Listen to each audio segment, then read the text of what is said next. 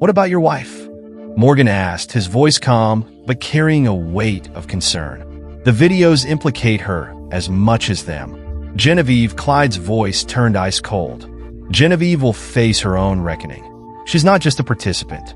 She's the architect, the blackmailer, the one who turned my security systems against me. Her punishment will fit her crimes. Hello and welcome to another episode of Reddit Cheating Stories. We're grateful that you're here with us today. We'd love to hear where you're tuning in from. Let us know in the comments below. Now let's dive into today's story. Clyde Weaver stood tall, his posture impeccable in his tailored charcoal suit, as he watched his son Michael cross the stage at Harvard Medical School's graduation ceremony. At 45, Clyde had mastered the art of looking perfectly composed, a skill that had served him well in building his software security empire. His sharp features remained expressionless, but his steel gray eyes sparkled with genuine pride as Michael accepted his diploma. Dr. Michael James Weaver, the dean's voice echoed across the assembly hall. From his spot near the stage, Clyde caught sight of his wife Genevieve, her perfectly manicured hand lifting her phone to capture the moment. Even after 20 years of marriage, Genevieve still turned heads, her fitted crimson dress flattering her slim frame, her blonde hair styled to perfection. She caught Clyde's gaze and offered him a smile, her other hand discreetly wiping away a tear. Clyde's mother, Edith, sat rigidly in the front row, clutching her purse tightly. Her behavior had seemed off lately, but Clyde had chalked it up to the excitement of the graduation. Now, as he glanced at her from the corner of his eye, he noticed she flinched whenever Genevieve moved. As Michael returned to his seat, Clyde's thoughts wandered to the weekly poker nights Genevieve had started hosting shortly after their wedding. They had been a way to keep his groomsmen connected, despite their busy schedules.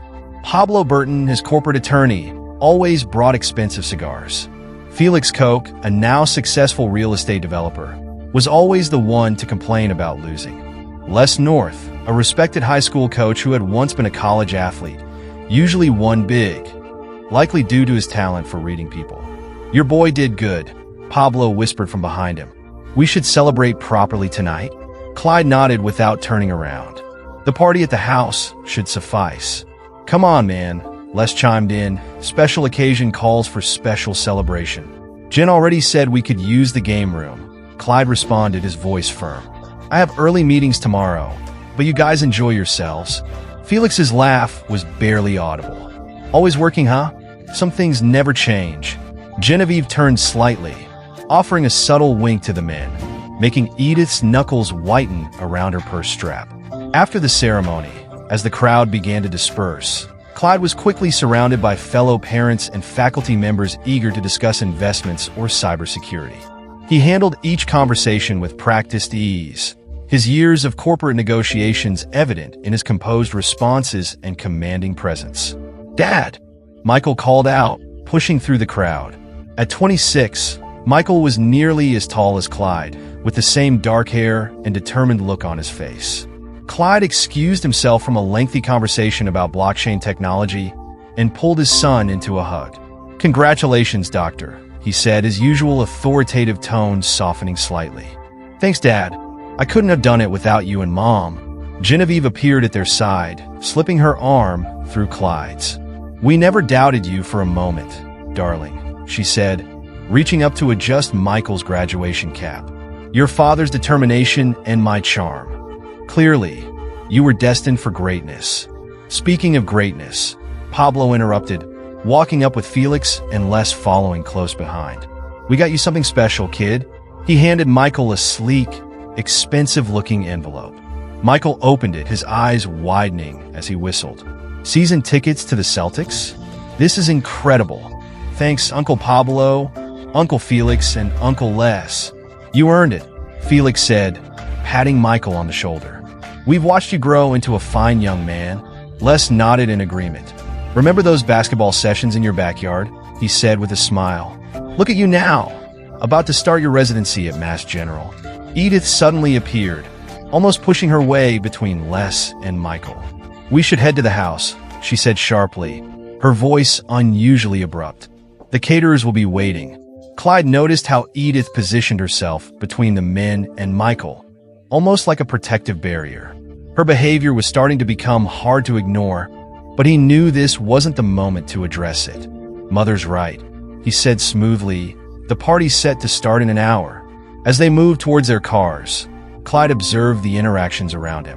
Pablo helped Genevieve into their Mercedes SUV, his touch perhaps a bit too familiar. Felix's phone buzzed non-stop, but he ignored it, walking with the group. Les spent several long moments hugging a few female graduates goodbye. The drive home was quiet, with Michael riding with his friends. Edith insisted on taking her own car, despite Genevieve offering her a ride. Clyde used the silence to mentally prepare for the week ahead. Board meetings, security contracts, and international calls filling his schedule. "You're awfully quiet," Genevieve remarked, her hand moving to rest on his thigh as he drove. "Just processing that our little boy is all grown up," Clyde replied. He didn't miss how her hand quickly withdrew when he didn't reciprocate the gesture. "Always work," she sighed. "Will you at least try to enjoy the party?" The boys put together a wonderful surprise for Michael. Clyde's jaw tightened imperceptibly at her casual reference to his friends as the boys. "I'm sure they have," he said evenly, his voice betraying nothing. "They've always been very involved in our lives." Genevieve turned to look out the window, but not before Clyde noticed a fleeting look of unease cross her face. "They're family," she murmured softly. "They've been since the wedding." "Yes," Clyde replied, his tone neutral, though the grip on the steering wheel tightened slightly. "Since the wedding." They pulled up to their estate, where catering vans were already parked in the circular driveway. Clyde had purchased the property a decade ago, a symbol of both his company's success and his family's stature. As he watched Genevieve hurry inside to oversee the final preparations, Clyde couldn't help but wonder what else had transpired in this house while he was building his empire. Pablo's Porsche roared up the driveway, followed closely by Felix's Range Rover and Les' more modest sedan. The three men emerged laughing, with Les already loosening his tie. "Hey Clyde," Pablo called out. "Need help setting up the bar?" "The staff has it handled," Clyde replied, his authoritative tone back in place. "But I'm sure Genevieve could use your expertise in the game room." The three men exchanged quick glances before Pablo grinned. "Always happy to help the lady of the house." As they disappeared inside, Edith's car pulled up. She stayed sitting behind the wheel, staring ahead, her hands trembling as she unbuckled her seatbelt. Clyde approached and opened the door for her. "Mother, are you all right?" he asked. "I need to tell you something," Edith whispered, her voice shaking. "About Genevieve and Michael's." Before she could finish, Michael's voice rang out, calling from behind. "I've been looking for you." He jogged up the driveway, interrupting the moment. "Mom says you need to help her with the family photos before everyone arrives." Michael's voice cut through the air as he helped Edith from the car. Her face drained of color, but she forced a smile. "Of course, dear," she said, though her words sounded hollow. "We can't keep your mother waiting," as Michael guided her inside. Edith shot Clyde a desperate glance over her shoulder. Clyde stood in the driveway for a moment, his mind running through recent events with the same analytical precision he applied to security breaches. His mother's strange behavior, Catherine's absence from family events, Genevieve's weekly poker nights with his groomsmen. All seemed to be pieces of a puzzle slowly shifting into place, but the picture they formed was something he wasn't ready to face. The sound of laughter from inside the house broke his train of thought. Through the window, he could see Genevieve arranging people for photos, his three oldest friends standing close by, drinks already in hand. They all appeared perfectly at ease, perfectly normal, perfectly happy.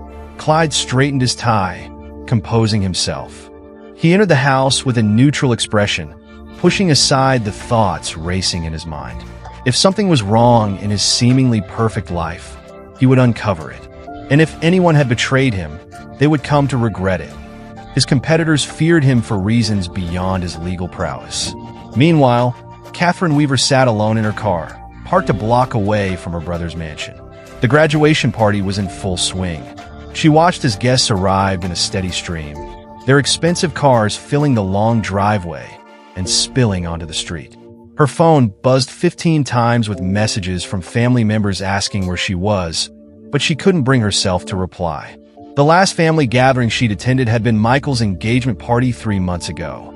She had spent the entire evening watching Genevieve interact with Pablo, Felix, and Les, witnessing things she couldn't unsee. The casual touches, the meaningful glances, and the way they all disappeared into different rooms throughout the night, only to emerge slightly disheveled. It made her stomach turn.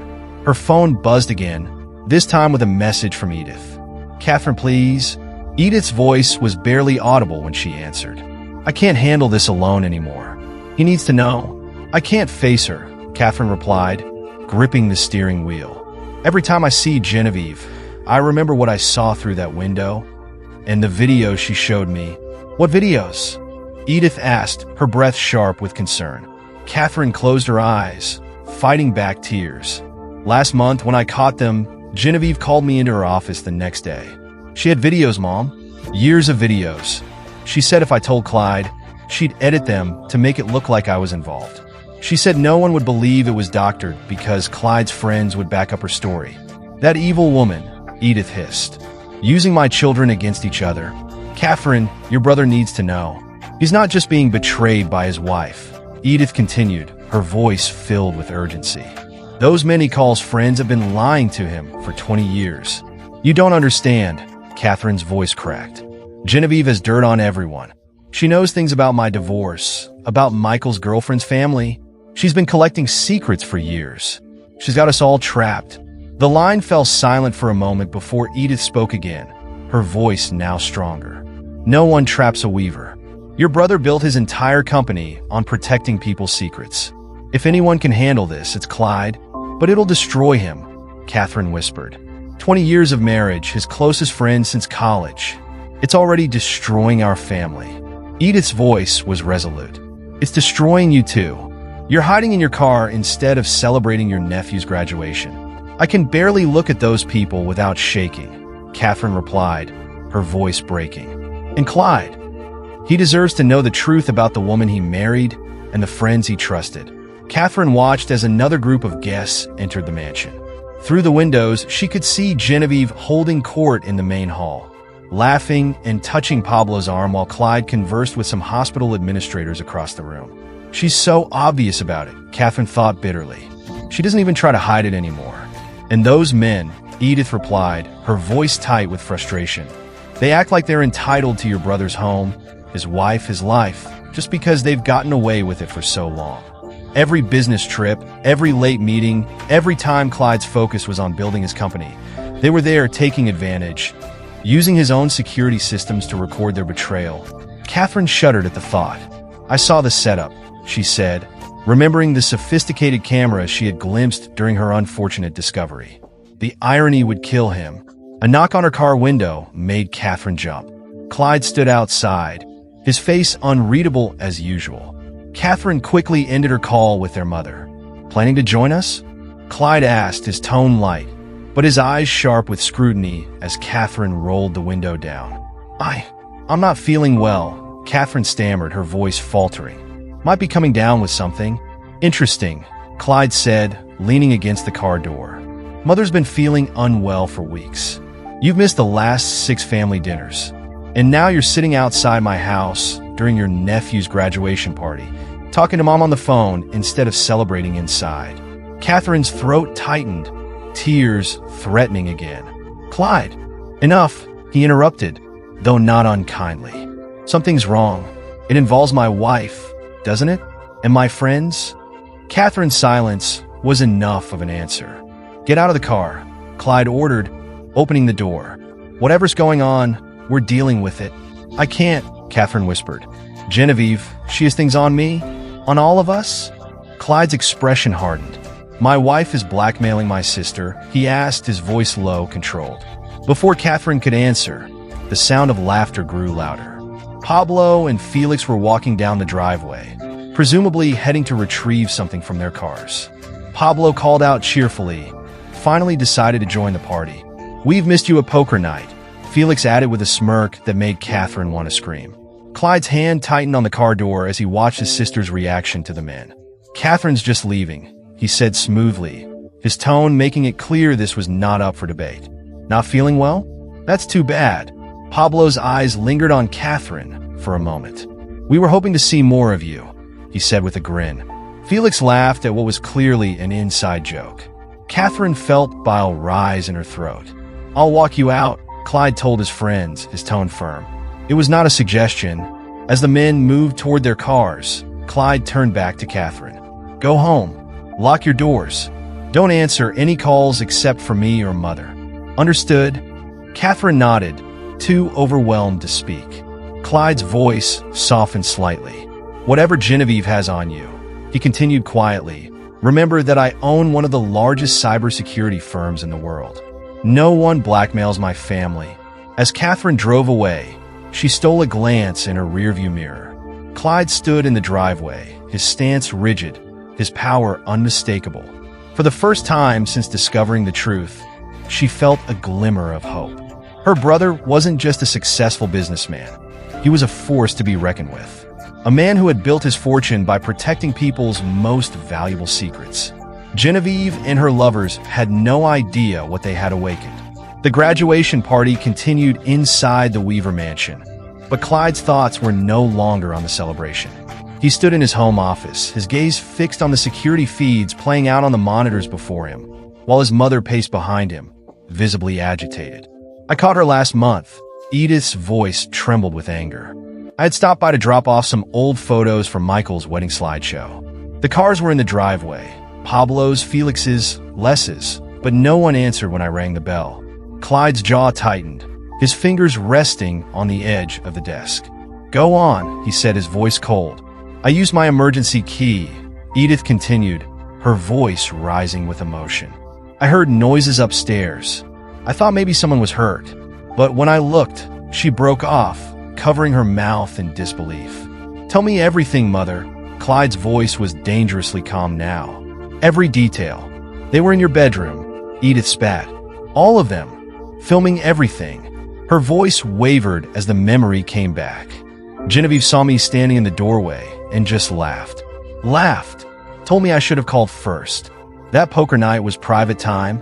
Clyde's fingers flew across his keyboard, quickly accessing the backup security systems in his home. "Every Thursday night," he muttered, his voice like ice.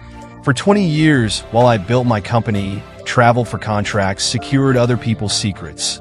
His words trailed off as he typed, focused entirely on the task at hand. "I wanted to tell you immediately," Edith said, her eyes welling with frustration. But then Catherine caught them too, and Genevieve threatened her. Started talking about Catherine's ex-husband, about Michael's fiancé's father, and his business troubles. She's been collecting leverage. Clyde's eyes narrowed as he scrolled through files, pulling up layer after layer of backup files, building his safety net of secrets and lies. A knock at the office door interrupted them. "Hey boss," Les called, poking his head in. "We're about to do the toasts. Jen's looking for you." "I'll be there shortly," Clyde replied, his voice sharp but composed, not turning away from the screens. Les lingered for a moment before leaving, closing the door softly behind him. Edith turned to her son, her eyes full of pain. "How can you stand to look at them?" she demanded. "Knowing what they've done?" Clyde turned to face her, his expression frozen, calculating. "Mother, in my business, you never let your target know they're in your sights. Right now, they think they're untouchable." He gave a small, grim smile. "That makes them careless." He returned to his monitors, his fingers moving over the keys with mechanical precision, pulling up encrypted files from his company's secure servers. 20 years of security footage, email backups, phone records, all automatically archived by the systems I installed to protect this family. He glanced at his mother. "Systems Genevieve and my friends either forgot about or never truly understood. Does Catherine have copies of the videos Genevieve threatened her with?" he asked, not looking up from his screen. "No," Edith replied. "Genevieve only showed them to her in the office and said they were stored somewhere secure." Clyde let out a short, humorless laugh. "Secure," he repeated, his fingers never stopping their rapid movements. "In my house?" He accessed another layer of backups, his fingers flying over the keys as the systems began to respond to his commands. Every file created, deleted, or transferred in this house gets logged in multiple locations. Genevieve might think she's clever, but she's playing in my arena. A notification popped up on one of his screens, and his eyes immediately narrowed. Les phone is downloading something from our home network, he muttered, his voice low and calculating. Let's see what our dear friend is up to, he said. Within moments, Clyde had intercepted the transfer. His expression darkened as he examined the contents of the files. More videos, he said with cold realization. He's collecting insurance. Without hesitation, he typed in a few more commands, corrupting the files before they could finish downloading. But two can play at that game, he added, his voice tinged with quiet satisfaction. What are you going to do? Edith asked, her eyes wide with concern as she watched her son work with chilling efficiency. First, I'm going to make sure every piece of evidence is secured and backed up where they can't reach it, Clyde replied, his voice calm and resolute. Then I'm going to find out exactly what kind of leverage Genevieve has on everyone, Clyde said, his voice steady as he brought up another set of files. Did you know that Felix has been accessing our guest Wi-Fi every Thursday for the past 20 years? He always uploads files to an encrypted cloud service right after poker night. Those bastards have been archiving their betrayal in your own home. Edith's voice trembled with fury. Using the very infrastructure I built and maintained, Clyde replied quietly, his tone colder than ever. Every security upgrade, every system update. I was, in fact, making it easier for them to document their infidelity. The irony would be almost amusing if it weren't so insulting. Just then, another knock echoed from the door. This time, it was Genevieve herself. Darlings. Her voice was sweet, almost too sweet. Everyone's waiting for the toasts. Come in, dear, Clyde responded smoothly, switching his monitors to display innocuous work emails. Genevieve entered, radiating elegance in her designer dress. She gave Edith a brief, polite smile, who quickly excused herself from the room and left. You're missing Michael's big moment, Genevieve said, pouting playfully as she moved toward Clyde. Just finishing up some work, he replied, rising from his desk and straightening his tie. Can't neglect the company that pays for all this luxury. Always so serious, Genevieve remarked, wrapping her arms around his neck. You should learn to relax more. Maybe join us for poker night sometime? Clyde allowed himself to return her embrace, though he was keenly aware of how her eyes subtly scanned his monitors over his shoulder. Perhaps I should, he agreed. It's time I took a more active interest in how you spend your evenings. For a brief moment, something flickered in Genevieve's eyes. Uncertainty, or perhaps fear, but her smile never faltered. Well, don't keep us waiting too long, she said, turning to leave. Pablo's prepared quite a speech. I'm sure he has, Clyde replied, watching her leave the office. As soon as the door clicked shut behind her, he returned to his desk and pressed a hidden button under the surface. Panels in the walls slid open, revealing a series of additional servers and security equipment. Time to see exactly what kind of operation you've been running in my house, my dear, Clyde murmured, his voice dark with intent. Hours of security footage began downloading onto his secure servers. Email chains, phone records, bank statements, 2 decades worth of digital breadcrumbs left behind by those too arrogant to cover their tracks. Every file that had passed through his home network. Every video uploaded to supposedly secure clouds. Every message sent from devices connected to his Wi-Fi. All of it had been quietly logged and archived by systems so deeply embedded in the house's infrastructure that even his own IT team had no idea they existed. Clyde Weaver hadn't become one of the most successful cybersecurity experts in the world by being naive. He'd built his fortune on the belief that everyone had secrets, and those secrets were valuable. Now he would use his expertise to uncover exactly how deep the betrayal ran. The sounds of the party drifted up from below, laughter, clinking glasses, and his son's voice thanking guests for coming. Clyde allowed himself a brief moment of regret for the innocence that was about to be shattered. But then, he straightened his shoulders and headed downstairs, preparing to play his part in the charade one last time. Let them believe they were still in control. Let them think their secrets were safe. Soon enough, they would learn the true meaning of security and the price of betraying the man who had made it his life's work. Chester Klein's office at Weaver Security Solutions occupied the entire top floor of the company's headquarters. The air hummed with the sound of servers and multiple display screens tracking global security threats in real time. At 3 in the morning, Chester sat before his main workstation, his fingers moving rapidly across 3 different keyboards as data streamed across his monitors. The quiet whoosh of the elevator signaled Clyde's arrival. Chester didn't turn around, but his posture stiffened instinctively. In the 15 years he'd served as Clyde's head of cybersecurity, he'd never seen his boss at the office this late, or this furious. "Show me everything." Clyde's command was crisp, carrying the same authority that had built a billion-dollar empire. Chester immediately pulled up the first set of files. "I've been running deep scans since you called. The data trail is extensive."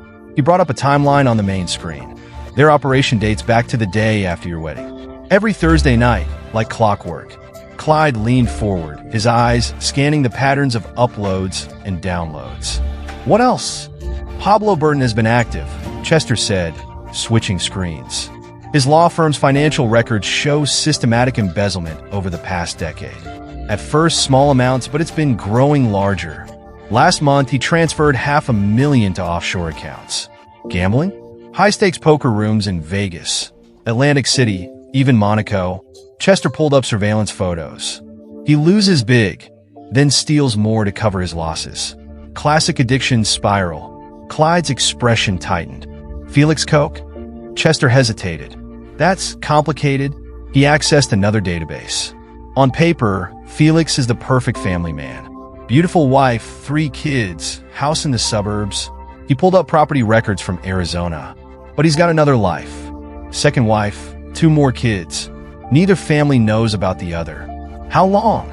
Clyde asked, his voice dangerously quiet. 15 years. He married Sarah number 2 just months after your wedding. Uses business trips as cover to split time between families. Chester displayed more documents. He's been embezzling from his real estate developments to maintain both households. The paper trail is messy, but it's there if you know where to look. Clyde absorbed the information with chilling calm. "Unless..." Chester's face darkened. "That's the worst part." He accessed encrypted files from the school district server. As a coach, he has access to student records, college recommendations, scholarship applications. He's been using that position to prey on vulnerable students. Mostly girls from troubled homes, some with immigration issues. He promises to help their careers. Then, "Show me proof." Clyde's voice was low, like a warning. Chester pulled up a series of emails, text messages, and surveillance footage. He's careful, but not careful enough. There are at least 12 victims we can confirm over the past 5 years. Probably more before that. Clyde studied the evidence, his jaw clenching. "And my wife knows about all of this?" "She's the architect," Chester confirmed, pulling up more files. Every Thursday night gathering is meticulously documented. She keeps copies of everything. The videos, the financial records, the evidence of their crimes. It's her insurance policy. "Insurance?" Clyde echoed, his tone icy. "If any of them try to expose the affairs, she can destroy them completely. Pablo would lose his law license and face prison. Felix's double life would implode." Chester trailed off, the weight of the words hanging in the air. Less's secrets, Clyde thought. Everyone's secrets. Genevieve had orchestrated it all. They're caught in her web, and they know it. Clyde straightened, his decision made. "I want everything. Every file. Every video. Every piece of evidence going back 20 years. Leave no server unturned." "Sir," Chester shifted uncomfortably. "Some of these systems are protected. Accessing them might not be entirely legal." "I don't care about legal." Clyde's voice cut through the room, as cold and precise as steel. "I care about justice. Those men betrayed my trust, violated my home, and corrupted everything they touched. My wife orchestrated it all. Now, they'll learn what happens when you cross someone who specializes in uncovering secrets." Chester nodded, turning back to his keyboards. "What about the authorities? Some of this evidence, especially Less's activities?" "All in good time," Clyde replied. "First, we build an airtight case. I want them to feel completely secure, convinced their secrets are safe. Then we'll take everything from them. Their families, their careers, their freedom. They used my own security systems to document their betrayal. Now, those same systems will ensure their destruction. For hours, they worked in silence. The only sound the clicking of keys and the hum of computers. Chester accessed hidden databases, cracked encrypted files, and reconstructed deleted data. Each new discovery painted a darker picture of 2 decades of deception. Finally, Chester spoke. "Sir, there's something else you should see." He pulled up a series of financial transactions. Genevieve's been moving money. Small amounts at first, but it's been increasing recently. She's building a nest egg, preparing for something. She's planning to leave, Clyde realized, his voice calm, but full of dark understanding. Once Michael's wedding is over, once she's squeezed every last drop of respectability from our marriage. He paused for a moment, his lips curling into a bitter smile. The timing fits. She's liquidating assets, setting up offshore accounts. Classic exit strategy. Clyde's smile held no warmth. She really thinks she's going to walk away from this. They all do. He adjusted his tie. Every inch the ruthless CEO. Keep digging.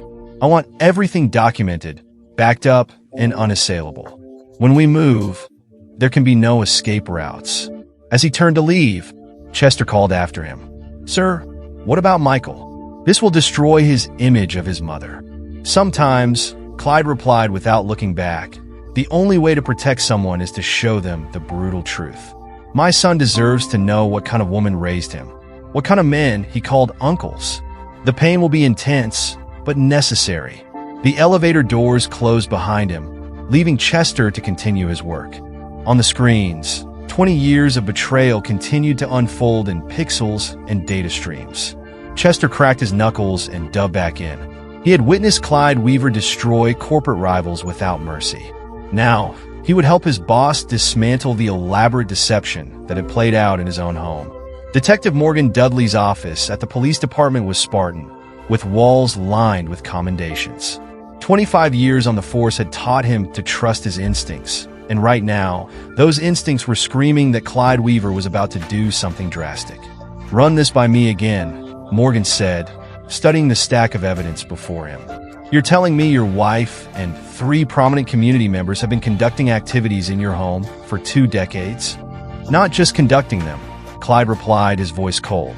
"Documenting them, cataloging them, using my own security systems to create their personal archive of depravity." Morgan raised a hand. "And you obtained this evidence how?" "Exactly. Legally, if that's your concern," Clyde replied smoothly. "My house, my servers, my security infrastructure. Everything they recorded technically belongs to me." "Technically," Morgan echoed, raising an eyebrow.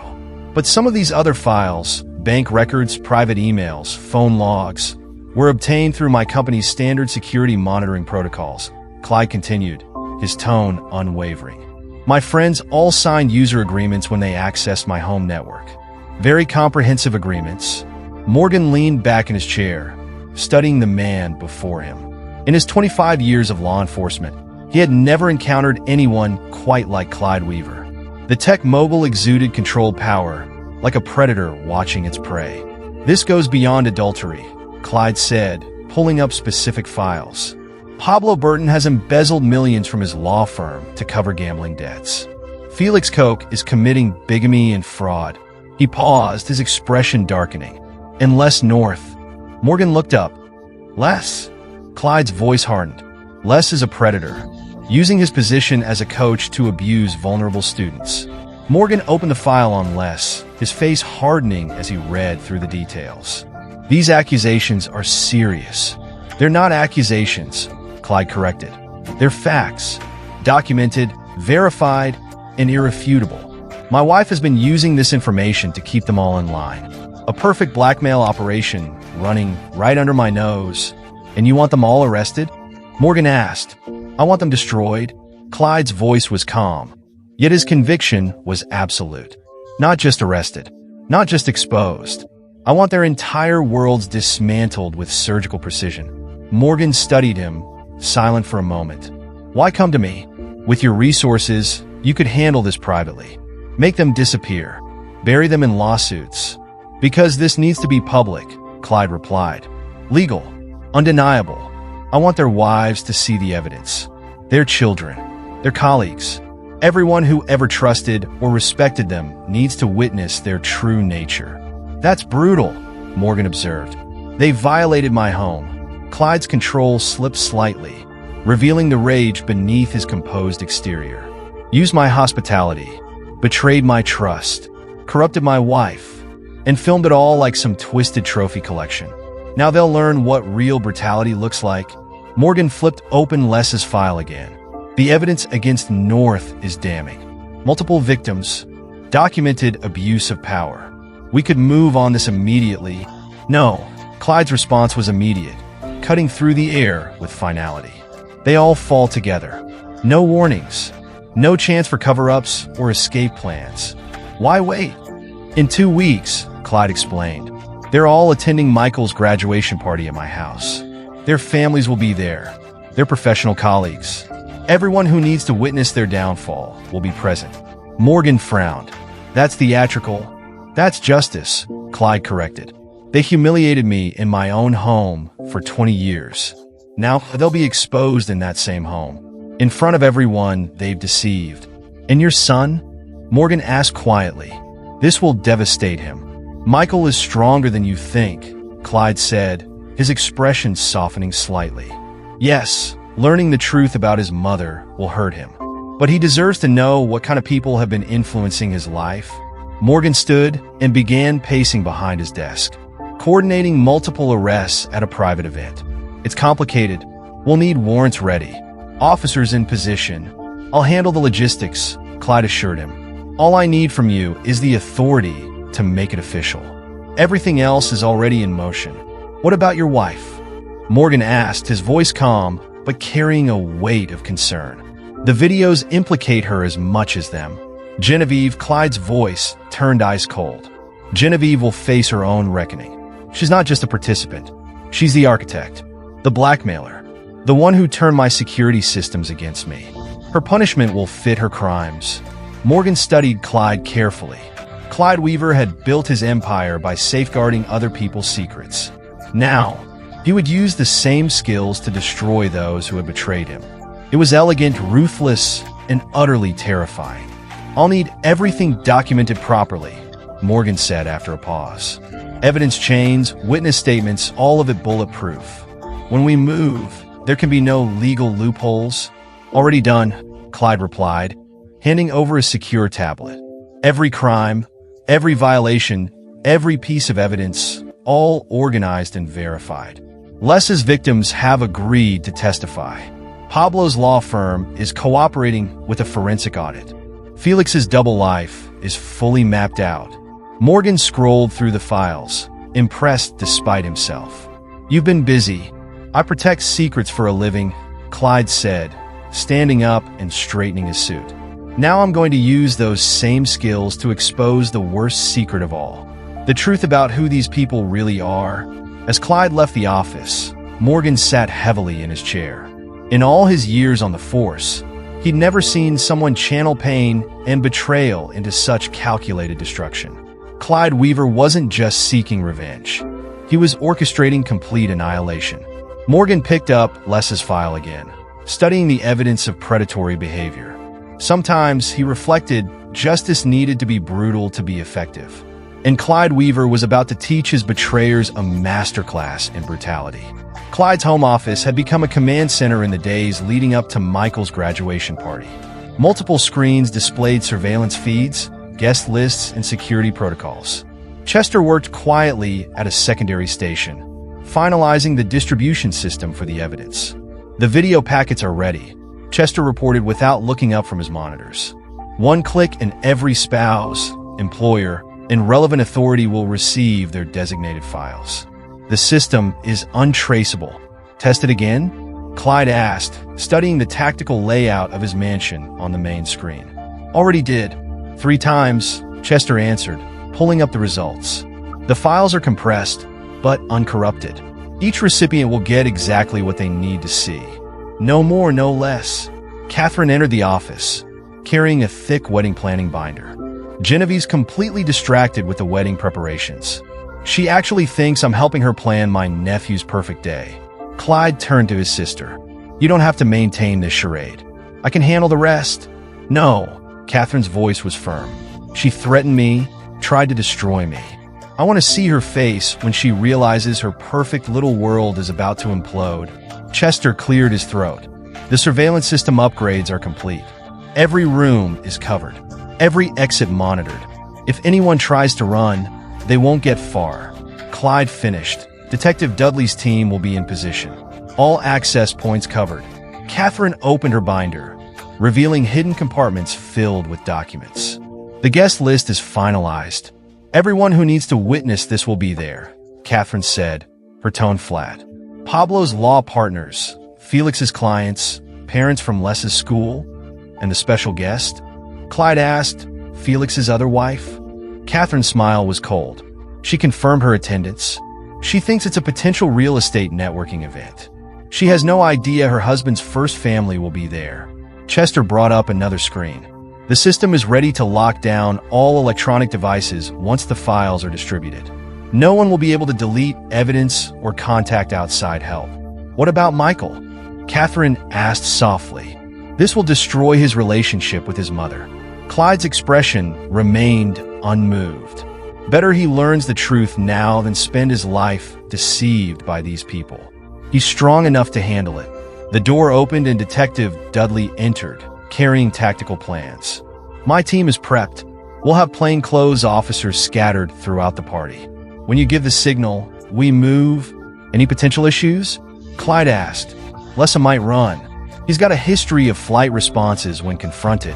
We'll have the perimeter secured, Morgan said, spreading out the plans. Pablo will likely try to talk his way out. Felix might attempt to reach out to his contacts.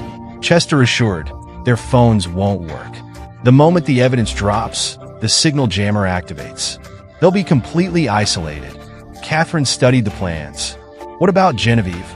She's skilled at manipulation, at turning situations to her advantage. Clyde's voice was cold as ice. Not this time.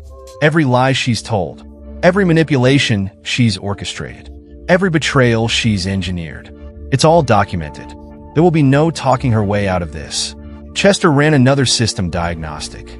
The backup servers are secure. Even if they somehow access their private clouds, they can't delete anything. Every file is replicated and protected. Morgan asked, timeline? Clyde pulled up the party schedule. Guests arrive at 7. Dinner at 8.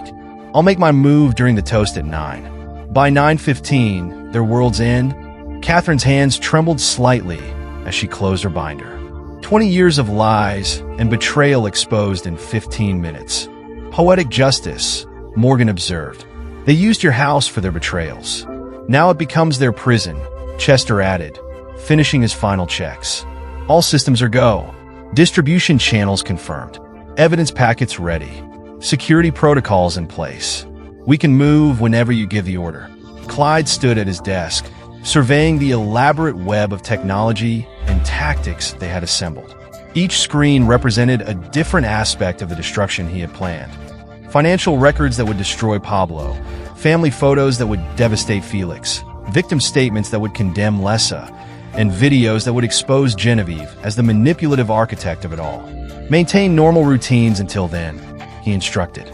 Catherine, keep Genevieve occupied with wedding details. Chester, monitor their communications. I want to know if any of them suspect anything. Morgan, have your teams ready but invisible. One hint of police presence, and they might spook. What about you? Catherine asked. I'll play my part, Clyde replied, straightening his tie. The busy husband, the proud father, the trusting friend. Clyde's lips curled into a slight, cold smile. Let them think they're still in control. Let them believe their secrets are still safe. As his team dispersed to their respective tasks, Clyde remained in his office, his eyes fixed on the surveillance feeds.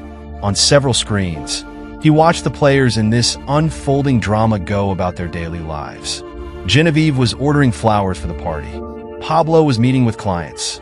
Felix juggled his two families. Lessa was coaching his team. They all appeared so normal, so respectable. None of them suspected that their carefully constructed facades were about to crumble. The thought brought a cold satisfaction to Clyde's face.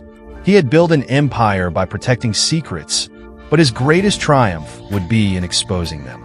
The next few days passed in a blur of preparation and pretense. Clyde attended business meetings, signed contracts, and maintained his usual schedule. When Genevieve discussed the party plans, he nodded appropriately. When his former friends called about the event, he engaged in polite conversation.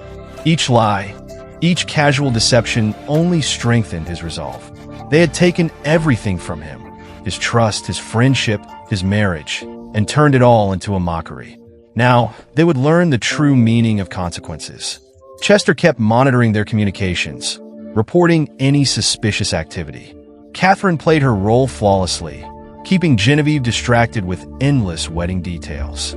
Morgan's team conducted discreet surveillance, documenting the movements and patterns of their targets. Everything was in place. The trap was set. In less than 48 hours, the carefully orchestrated destruction of 4 lives would begin. Clyde Weaver, the man they had gravely underestimated, would watch it all burn. The Weaver mansion buzzed with an air of measured sophistication as the guests arrived from Michael's graduation celebration. Clyde watched the scene from his study, observing the security feeds as Chester conducted final system checks. All distribution channels are ready, Chester reported. Detective Dudley's team is in position. Every exit is covered. Guest status? Clyde asked, adjusting his perfectly pressed suit. Pablo's entire law firm is here, including the managing partners investigating his embezzlement. Felix's wife, Anne, is in the main hall. And Sarah, wife number 2, just arrived with their children. She thinks it's a real estate networking event. Chester switched feeds. Les brought his whole coaching staff. Half the school board is present. Clyde turned his attention to another monitor, where Genevieve was greeting guests in the foyer. She wore an elegant black dress, moving through the crowd with practiced grace. She stopped to touch Pablo's arm, whispered something to Felix, exchanged knowing glances with Les. Surveillance systems? Clyde's voice was cold and professional. Every room is covered. The moment you give the signal, everyone's phones will receive their designated files. No warnings, no escape routes. Catherine entered the study, her posture tense with anticipation. Genevieve's completely relaxed. She thinks I'm still terrified of her threats. Clyde didn't respond immediately, his eyes still on the monitors. The time was drawing near. Even showed me new videos from last week's poker night, bragging about how she keeps everyone in line, Catherine remarked. Location of targets? Clyde asked, his tone unwavering. Pablo's at the bar, already 3 drinks in. Felix is keeping his wives on opposite sides of the room. He's quite skilled at it after 15 years of practice. Les is surrounded by admiring parents near the piano. Clyde checked his watch, signaling the moment had arrived. Time to begin. Remember your positions. When I approach the microphone, the system activates. The main hall had been transformed into an elegant reception space, with soft lighting and polished details. Clyde moved through the crowd with calculated precision, accepting congratulations, engaging in brief conversations, and playing the part of the proud father and successful businessman. Pablo, he greeted, smiling as Pablo approached with a glass in hand. Quite a turnout. Your boy's done well for himself. Indeed, Clyde replied smoothly, maintaining his composure. Everyone who matters is here. Your managing partner, Richard, seemed particularly interested in attending. Something flickered in Pablo's eyes. Richard? I didn't realize. Oh yes, Clyde continued. Along with the firm's financial oversight committee. Fascinating discussions we've been having about internal audits. Pablo's hand trembled slightly as he lifted his glass. Before he could respond, Felix joined them, his demeanor distinctly uncomfortable. Wonderful party, Felix said too brightly. Though I should probably head out early. Have an early meeting tomorrow in... He hesitated, clearly trying to recall which wife he'd told which story. Arizona? Clyde suggested, his voice low. Or here in Boston? Must be difficult keeping your schedule straight. Felix's face drained of color. I don't. Les. Pablo called out desperately, waving their friend over. Come join us. Clyde's being quite entertaining. Les approached cautiously, his practice coach's smile faltering as he noticed the tension. Everything all right here? Perfectly fine, Clyde assured him. We were just discussing schedules. Speaking of which, how many private training sessions did you schedule this week? the school board president was asking earlier. Les's expression froze. Before any of them could speak, Genevieve appeared, placing herself strategically between the men. "Darling," she purred to Clyde, "shouldn't you be preparing your toast?" "Everyone's waiting." "Of course," Clyde agreed. "In fact, I have something special prepared. A multimedia presentation, you might say. Something to really capture the past 20 years. Genevieve's perfectly manicured hand tightened on her champagne glass. "The past. Every moment of it," Clyde confirmed. "Every Thursday night. Every secret meeting. Every betrayal caught on my security cameras." Genevieve's face drained of color.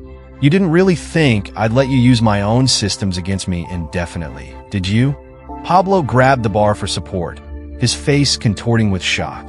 Felix began frantically looking between his two wives across the room. Les instinctively took a step toward the nearest exit. "You can't," Genevieve hissed, her voice low with panic. "I have insurance. Files that would destroy your blackmail material?" Clyde raised an eyebrow. "Already secured. Chester's quite talented at recovering and transferring data." He paused for effect. "Though I must say, your filing system was impressively organized. Every victim, every crime, every indiscretion, all perfectly documented." Pablo made a choking sound. "Clyde, we can explain." "Oh, you'll have plenty of time to explain," Clyde assured him, his voice cold and calm. "To your law partners, to the police, to your wives, to everyone who trusted you." He turned to Felix. "Both wives are here, by the way. Sarah was quite interested in meeting, and they've had a lot to discuss." Felix swayed slightly. "You don't understand." "I understand perfectly," Clyde interrupted, his voice firm. "Just as the school board understands exactly what's been happening in Les' private coaching sessions. The evidence is quite comprehensive." Les bolted for the door, but stopped short as Detective Dudley stepped into view, his badge visible. "No one leaves," Clyde announced quietly. "Not until everyone sees the truth.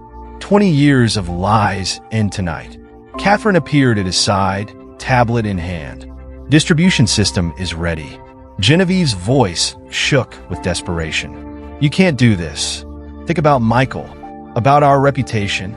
"I am thinking about Michael," Clyde replied, his tone unwavering. "He deserves to know exactly what kind of people raised him, what kind of woman his mother really is." He stepped away from the group, moving toward the microphone set up for toasts. The room quieted expectantly. His targets remained frozen, watching in horror as their carefully constructed world prepared to implode. "Ladies and gentlemen," Clyde began, his voice clear and commanding through the speaker system. "Please check your phones. I've prepared a special presentation to mark this occasion." Chester, positioned at his laptop, pressed a single key. 100 notification chimes sounded simultaneously throughout the room. The reckoning had begun. The first scream came from one of the women, her eyes widening as she opened the file, revealing Felix with his second family. Sarah, across the room, dropped her phone as pictures of Felix's first wedding filled her screen. "How could you?" Both women cried almost simultaneously, turning to face their shared husband. Felix stood paralyzed between them, unable to respond as years of deception unraveled in front of him. His children from both marriages stared at their phones in confusion, then with growing horror as they realized they had siblings they'd never known about. Pablo's managing partner, Richard, stood up abruptly, phone displaying spreadsheets and bank transfers. "Mr. Burton, consider yourself suspended pending criminal investigation." The other law partners quickly surrounded Pablo, cutting off any escape route. "It's not what it looks like," Pablo stammered, but the evidence of his embezzlement scrolled endlessly across dozens of screens. The gambling receipts, the offshore accounts, the falsified records. Each piece of damning evidence meticulously documented. Parents who had trusted Les with their children began backing away from him in disgust. The school board president's face turned purple with rage as he read victim statements and viewed surveillance footage of Les's predatory behavior. "You monster!" one mother screamed, pulling her daughter close. "You told us the private sessions were for college scholarships." Les made another break for the exit, but Detective Dudley's officers converged smoothly. "Leslie North," Morgan's voice rang out clearly. You're under arrest for multiple counts of sexual assault and abuse of authority. The chaos in the room intensified as more people opened their files.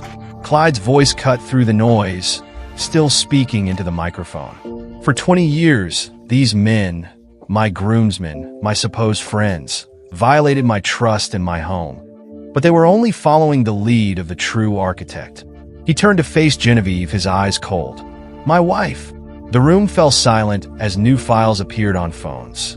Videos from poker nights, recorded on Clyde's own security systems, began to play. Genevieve's blackmail threats to Catherine, captured in perfect audio quality. Financial records revealing how she had profited from shielding their secrets. You bitch, Sarah Koch screamed, lunging toward Genevieve. You knew about us the whole time. You helped them lie. Koch joined in the accusation, her voice shaking with fury. You were at both my children's births, pretending to be my friend while helping him maintain his double life. Pablo's wife threw her champagne in Genevieve's face. Every Thursday night, for 20 years, in my friend's house. Les's victim's parents moved toward her, their expressions filled with disgust and rage, realizing she had known about the abuse and helped cover it up. Genevieve Boyer, Detective Dudley said, stepping forward, his voice firm. You're under arrest for conspiracy, blackmail, and accessory to multiple felonies. Genevieve straightened her back, trying to retain some semblance of dignity. You have no proof that would stand up in court. I made sure of it.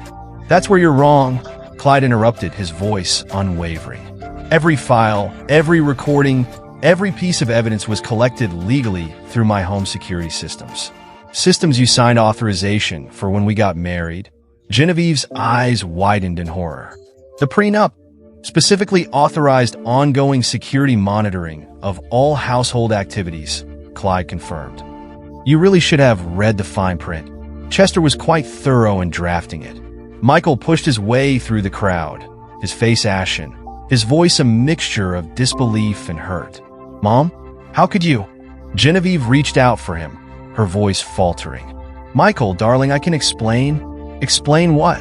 Michael responded, his voice thick with emotion. How you turned our home into your personal playground. How you helped destroy other families. How you blackmailed my aunt. Catherine stepped closer to Michael, putting an arm around him, offering what comfort she could. She threatened to edit videos to make it look like I was involved, to destroy my reputation if I told anyone what I saw. Genevieve grasped at her last defense, but the videos she had hoped would be deleted were already gone. The blackmail material was archived on my secure servers, Clyde finished coldly. Every Thursday night for 20 years, backed up automatically. Did you really think I wouldn't have protection systems in place? That I wouldn't monitor my own home?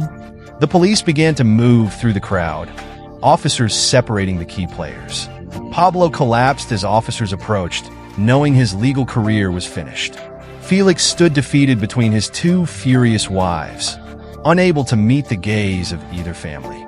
Les, already in handcuffs, was surrounded by his victims, each one coming forward to press charges. You destroyed everything, Genevieve spat at Clyde, her words venomous. Our home, our reputation, our son's wedding. No, Clyde's voice was icy. You destroyed it the moment you turned my marriage into a mockery. The moment you helped Les prey on innocent girls. The moment you used my own security systems to film your betrayal. He turned to address the stunned crowd. Ladies and gentlemen, I apologize for the dramatic revelation, but these people needed to be exposed. Their victims deserve justice. Richard from the law firm stepped forward, his voice professional but firm. Mr. Weaver, the evidence against Pablo will be sent to the Bar Association and District Attorney. Clyde nodded, his resolve unshaken, along with proof of every crime these people committed. No deals, no settlements, no cover-ups. As the police escorted the four conspirators away, Clyde's gaze remained fixed on his son. Michael's world had been shattered, but there was a certain understanding in his eyes. Better to face the brutal truth than live a lifetime of lies. A year had passed since the night Clyde Weaver had torn apart four lives with surgical precision. The courtroom hummed with tension as Genevieve's appeal hearing drew to a close. Clyde sat quietly in the gallery, his posture stiff as the judge delivered her verdict. Appeal denied. The judge announced, her voice firm. The original sentence stands. 20 years without the possibility of early parole. Genevieve's shoulders slumped, the weight of the reality sinking in. The designer clothes she once wore had been replaced by prison orange. Her once perfectly manicured hands were now bound in handcuffs. She shot a venomous glare at Clyde, but he met her stare without emotion as officers led her away. Outside the courthouse, reporters were already clamoring for statements. The case had garnered national attention. "Mr. Weaver, any comments on your wife's failed appeal?" One reporter called. "How did you obtain the evidence that brought down Pablo Burton's law firm? What about Felix Koch's families? Have they reached a settlement? Les North's victims are suing the school district. Will you testify?" Clyde moved through the press with practiced ease, offering no comments, his demeanor composed. Over the past year, everything his betrayers had built had been systematically dismantled. Pablo faced 15 years for embezzlement. His law firm had collapsed under the scandal, with managing partners now embroiled in their own legal battles for failing to detect the fraud. His gambling debts had surfaced, destroying any chance of future redemption in the legal community. Felix's double life had exploded spectacularly. Both of his wives had stripped him of everything in their divorce proceedings. His real estate empire crumbled as clients fled in the wake of the scandal. Neither of his families would speak to him. His children from both marriages were united only in their shared hatred for his deception. Les's case had been the most gratifying. 12 victims had come forward, their testimonies damning. The school board now faced massive liability for ignoring warning signs. Les would spend the rest of his life in prison, branded a predator, his reputation irreparably tarnished. And Genevieve, the architect of it all, had received the harshest punishment. The evidence of her blackmail operation, her role in facilitating Les's crimes, and her financial manipulation had all been revealed in court. The judge had shown no mercy, unmoved by her attempts to paint herself as a victim. Detective Morgan Dudley was waiting by Clyde's car, having heard the appeal had been denied. 20 years minimum, Clyde said simply, straightening his tie. "Justice served." Morgan nodded. "There are still questions about how you got some of that evidence. The technical details of the surveillance. Some questions are better left unanswered," Clyde replied, his tone cutting off that line of inquiry. "The evidence was legally obtained and properly submitted. That's all that matters." The two walked in silence for a moment before Morgan spoke again. "How's Michael handling everything?"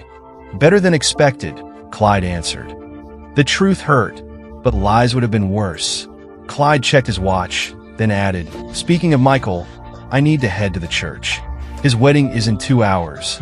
The church was elegant, yet understated. Catherine stood outside, waiting, her strength restored now that Genevieve's threats no longer loomed over her. The past year had mended much of the damage, though the scars would remain.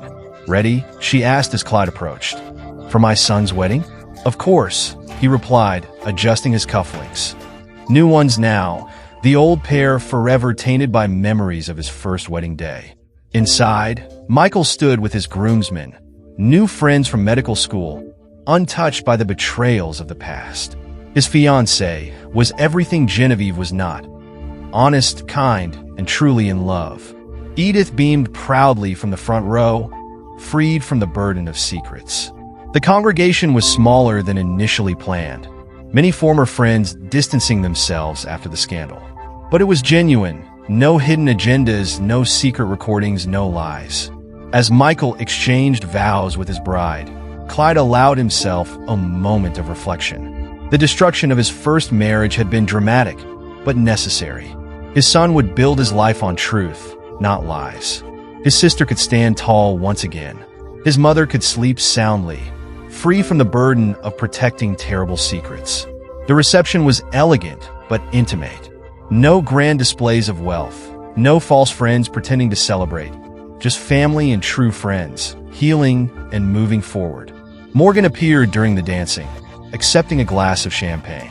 "Quite different from last year's party," he observed. "Last year was an execution," Clyde replied quietly. "This is a celebration.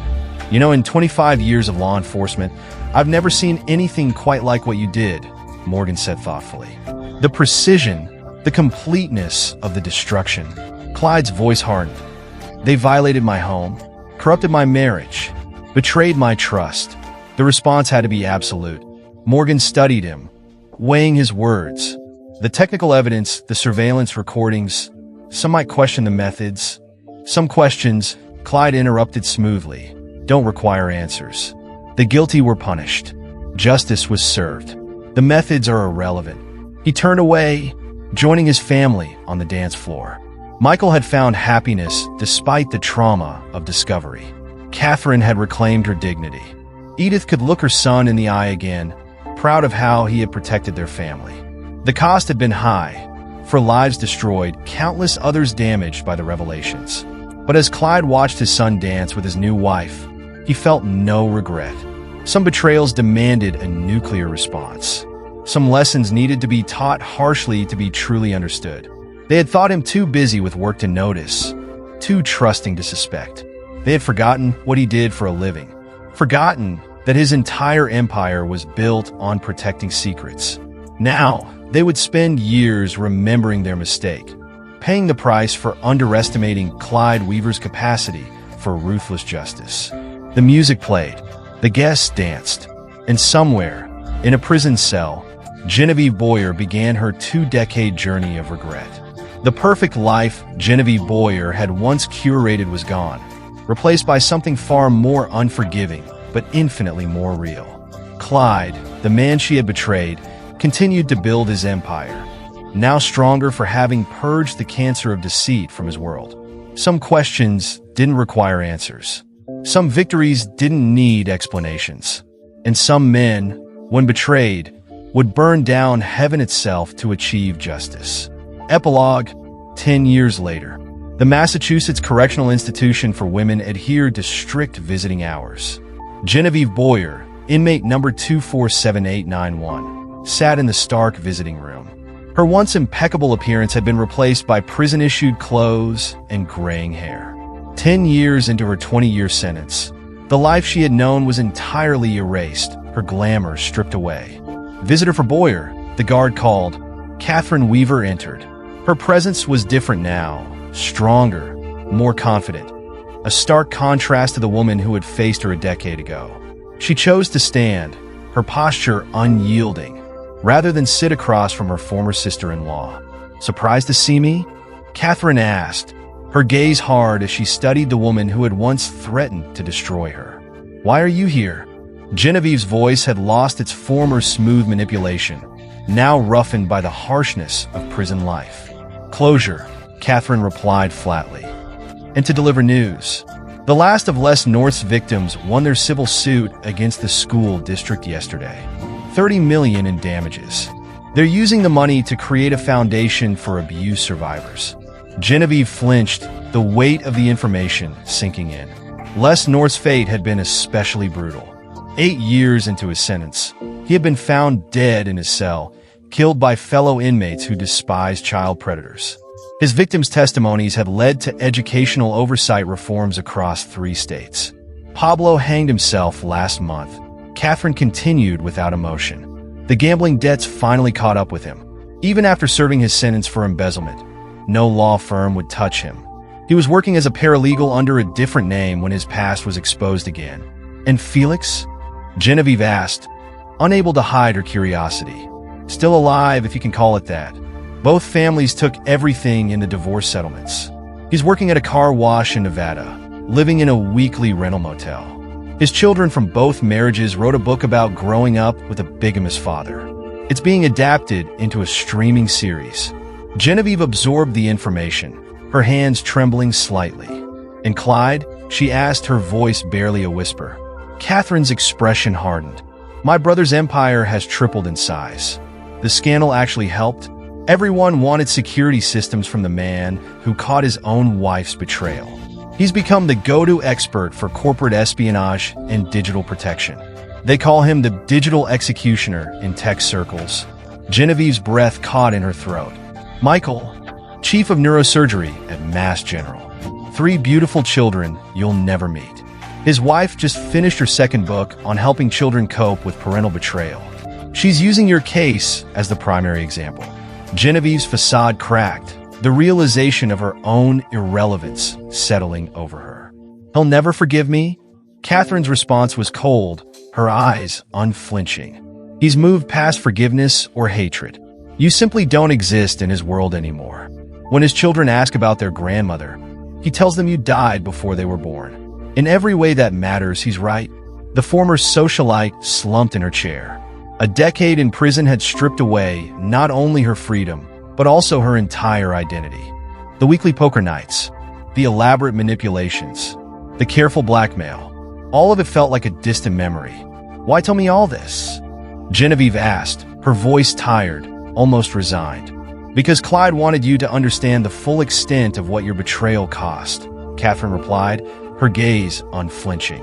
"Not just your freedom, but the complete destruction of everyone involved in your little game." She placed a thick envelope on the table. "These are the last videos from your poker nights. The only copies left. Clyde kept them as insurance, but they're not needed anymore. You can destroy them or keep them as a reminder. He doesn't care either way. He's really done with me?" After 25 years of marriage, Genevieve asked, disbelief creeping into her voice. "He was done the moment Mother caught you. Everything after that was just execution of justice." Catherine turned to leave, but paused at the door. "Oh, and those offshore accounts you thought were hidden? The ones you were building for your escape? Clyde found them years ago. The money's been funding counseling for Les's victims." Genevieve sat still, staring at the envelope, the weight of the past decade pressing down on her. As Catherine walked away, Genevieve clutched the envelope tightly. In the darkest recesses of her prison nights, she still dreamed of her old life. The mansion, the social status, the power she had once held. Now, a decade later, she understood the true cost of underestimating Clyde Weaver. Across the city, Clyde sat in his expanded office suite, reviewing security protocols for a major tech firm.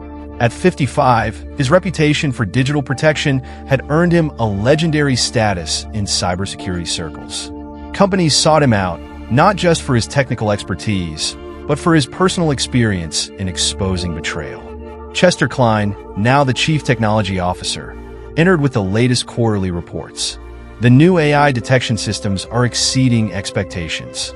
17 corporate espionage attempts blocked this month alone. And the special project? Clyde asked. Felix's new identity has been flagged again. He's tried to access old accounts for the third time this year, attempting to rebuild his life under a new name. Send the usual warning to his employers, Clyde ordered, his tone as cold as ever. Let them discover his history themselves. No direct intervention needed.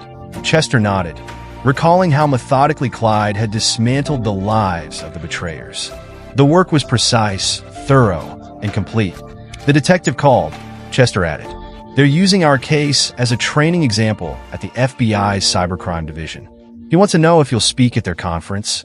Declined politely, Clyde replied without hesitation. Some methods are better left unexplained. The intercom buzzed. Sir, your son is here. Michael entered, his surgical scrubs replaced by casual clothes. At 36, he had forged his own reputation, distinct from the scandal that had once threatened to destroy everything his family had built. Dad, we're all waiting at the house. Sandra's got dinner ready. The kids are dying to show you their science projects. Clyde smiled, a rare, genuine expression reserved only for family. Watching Michael find happiness with Sandra after everything that had transpired with Genevieve had been his greatest victory. His daughter-in-law had helped heal wounds Clyde hadn't even realized were there. The grandchildren are getting Chester's old security patents for Christmas, he said, gathering his things. Never too early to learn protection protocols. Michael chuckled. They're 7, 5, and 3, Dad. Maybe start with regular computers first. They walked together, passing walls adorned with awards and recognitions. The plaque that once displayed Clyde and Genevieve's wedding photo now featured a family portrait. Clyde, Michael, Sandra, the grandchildren, Catherine, and Edith. No trace remained of the woman who had betrayed them all. At home, Catherine had already arrived with Edith. The weekly family dinners had become a sacred tradition, a reclaiming of Thursday nights. Sandra's warm welcome and the children's excited chatter had washed away the poisonous memories of poker nights and secret recordings. Later, as the family gathered in the living room, Edith watched her son with pride. The scandal that had threatened to tear them apart had instead forged stronger bonds. Catherine had found her voice. Michael had found true love. And Clyde had reminded the world why he was both respected and feared. Detective Morgan Dudley's words from years ago still rang true. Some questions are better left unanswered. The methods Clyde had used to expose the betrayal remained technically legal, but morally ambiguous. His revenge had been complete, brutal, and absolutely justified. In her prison cell, Genevieve stared at the envelope containing the last evidence of her sins. 10 years of incarceration stretched ahead, followed by a lifetime of consequences. She had played with fire, believing herself cleverer than the man who had built an empire on protecting secrets. Her punishment was not only the loss of freedom, but the complete erasure of her existence from the lives of those she had once known. The Weaver family moved forward, stronger for having survived the betrayal, wiser for having faced darkness. And Clyde, the man they had underestimated, the husband they had deceived, the father they had disrespected, stood as a testament to an ancient truth. Some men, when betrayed, would not rest until justice had been served in full measure. The digital age had given betrayal new tools and methods of deception, but it had also given power to those who knew how to wield technology like a surgeon's scalpel, cutting out disease with precision and finality. Clyde Weaver had become more than just a successful businessman. He had become a warning to anyone who thought they could hide their sins behind electronic walls. In the end, the price of betrayal was not merely punishment, but complete annihilation. The poker nights had ended. The perfect life had been exposed as a lie, and in its place, a stronger truth had emerged, built on the ashes of destruction and the foundation of unwavering justice. Some lessons, after all, needed to be taught harshly to be truly learned. And there you have it. Another story comes to an end. What did you think? I'd love to hear your thoughts in the comments below. If you enjoyed this story, consider joining our community by subscribing. It means the world to us. For more stories like this one, check out the recommended videos on screen. I'll see you there.